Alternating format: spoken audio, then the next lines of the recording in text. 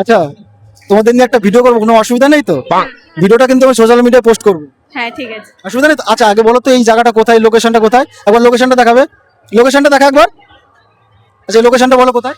এটা আকাইপুর ব্যাসপুর মন্দির। দাসপুর মন্দির। আচ্ছা, আমি তোমাদের একটা কোশ্চেন করবো, তার আগে একটা টপিক বলবো। টপিকটা হচ্ছে, আচ্ছা আমাদের চারটে দিক, আমরা জানি চারটে দিক হয় আমাদের, উত্তর, দক্ষিণ, পূর্ব, পশ্চিম।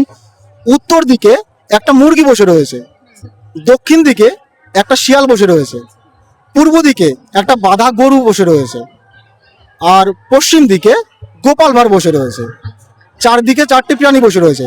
এখন প্রশ্ন হচ্ছে, এই চার প্রাণী বা প্রাণীর মধ্যে চালাক কে? অবশ্যই গোপাল ভাঁড় তো প্রাণী না, মানুষ। প্রাণী, মানুষই তো প্রাণীর মধ্যে পড়ে। আচ্ছা, এই চারজনের মধ্যে চালাক কে? গোপাল ভাঁড়। কেন? অ্যাকচুয়ালি মানুষ তাই? হ্যাঁ। মানুষ তো বোকা হতে পারে। না, সবথেকে আরেকবার শুনতে চাই। আরেকবার।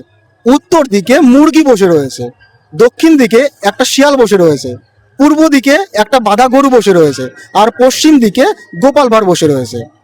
এই চারজনের মধ্যে চালাক কে? প্রশ্নের মধ্যে উত্তর রয়েছে। गोलमाल है भाई, सब गोलमाल है। প্রশ্নের মধ্যে উত্তর রয়েছে। চারজনের মধ্যে বুদ্ধিমান মানুষই হয়। প্রাণীও তো হতে পারে, পশুও তো হতে পারে। না, হতেই পারে না। পারে। একটা কথাতেই আছে যে সবথেকে বুদ্ধিমান মানুষই হয়। প্রশ্নের মধ্যে উত্তর, আমার সঠিক উত্তর হয়নি, গোপাল ভাঁড় হবে না। বুঝতে পারছি। পারবে না?